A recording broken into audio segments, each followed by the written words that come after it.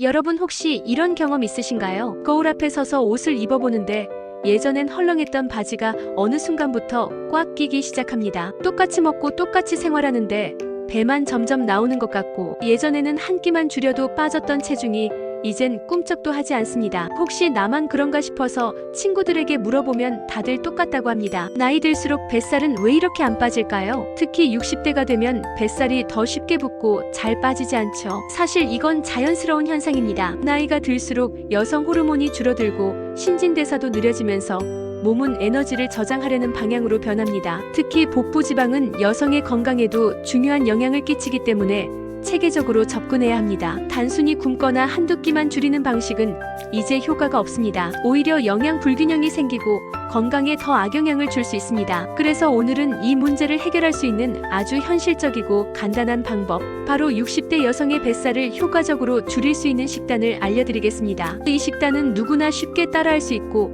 건강까지 챙길 수 있는 식단입니다. 오늘 영상에서는 3가지 단계로 식단을 구성해서 설명드릴 거예요. 여러분이 매일 실천할 수 있도록 아주 구체적으로 알려드릴 테니 끝까지 보시면 정말 큰 도움이 되실 겁니다. 첫 번째 단계는 뱃살을 늘리는 식습관을 바로잡는 것입니다. 많은 분들이 아침을 거르고 점심은 대충 먹고 저녁을 푸짐하게 먹는 습관을 가지고 계십니다. 하지만 이렇게 불규칙한 식사는 우리 몸의 지방을 더 쉽게 축적하게 만듭니다. 특히 저녁에 과식을 하면 자는 동안 에너지를 쓰지 않기 때문에 그 에너지가 그대로 뱃살로 저장됩니다. 또 하나 중요한 점은 음식을 너무 빨리 먹는 습관입니다. 음식을 급하게 먹으면 포만감을 느끼기 전에 많이 먹게 되고 소화도 잘 되지 않아 복부 팽만감까지 생기게 됩니다. 그러니 첫 번째 실천 방법은 규칙적인 시간에 천천히 꼭꼭 씹어 먹는 습관을 들이는 것입니다. 아침은 간단하더라도 꼭 챙기고 점심은 단백질 위주로, 저녁은 양을 줄이고 가볍게 먹는 것이 좋습니다. 예를 들어 아침에는 삶은 달걀과 바나나,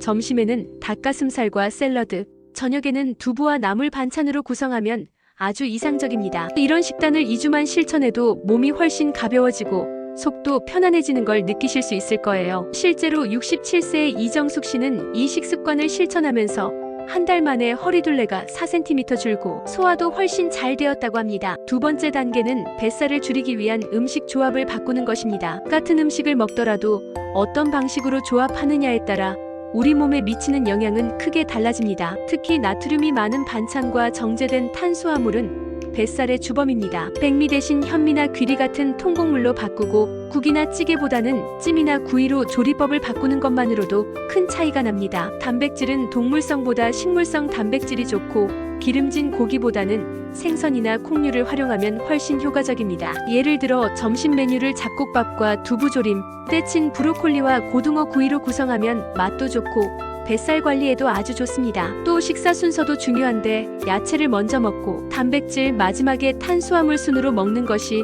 혈당 상승을 막고 포만감을 오래 유지시켜줍니다. 실제로 60대 여성 100명을 대상으로 한 연구에서 이 식사 순서를 지킨 그룹이 3개월 만에 평균 허리둘레가 5cm 감소했다는 결과도 있습니다. 그리고 간식도 중요합니다. 간식을 전혀 안 먹는 게 아니라 좋은 간식으로 바꾸는 것이 핵심입니다. 오후 3시쯤 배가 고플 때는 군것질 대신 삶은 고구마나 요거트, 견과류 한 줌을 드세요. 이렇게 하면 과식을 예방하고 혈당도 안정적으로 유지할 수 있습니다. 실제로 64세의 박영희 씨는 군것질을 요거트와 견과류로 바꾼 뒤 군살이 줄고 식욕 조절이 훨씬 쉬워졌다고 합니다. 세 번째 단계는 음식의 양을 줄이지 않고도 뱃살을 뺄 수 있는 비율 조절입니다. 많은 분들이 식단을 바꾼다고 하면 양부터 줄이려고 합니다. 하지만 양을 무조건 줄이면 배고픔이 심해지고 오히려 폭식으로 이어질 수 있습니다. 그래서 중요한 것은 음식의 구성 비율을 조절하는 것입니다. 접시의 절반은 채소, 4분의 1은 단백질, 나머지 4분의 1만 탄수화물로 채우는 비율이 가장 이상적입니다. 특히 채소를 충분히 먹으면 식이섬유가 포만감을 주고 장 활동도 활발해져서 뱃살 제거에 큰 도움이 됩니다. 단백질은 매 끼니마다 빠지지 않게 넣는 것이 중요한데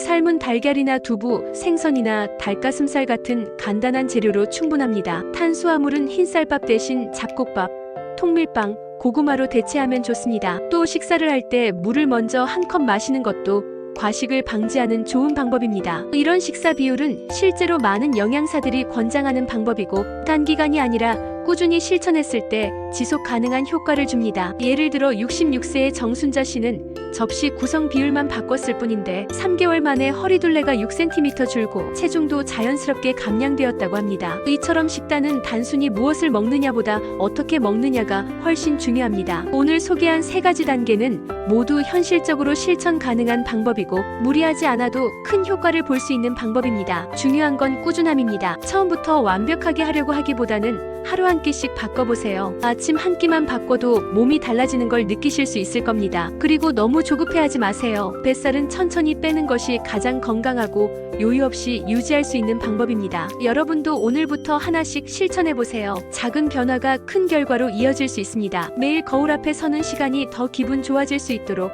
건강한 식단으로 여러분의 몸과 마음을 돌보시길 바랍니다. 오늘 영상이 도움이 되셨다면 구독과 좋아요 부탁드립니다. 앞으로도 여러분의 건강한 삶을 위한 유익한 정보를 꾸준히 전해드리겠습니다. 감사합니다.